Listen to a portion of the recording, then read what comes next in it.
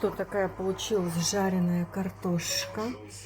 Под ней мясо тоже поджарилось. Аромат стоит. Не знаю, очень вкусно. Сейчас будем кушать. Такая красота. Прелесть. Ну что, мамочка такая молодец, готовит вкусный обед.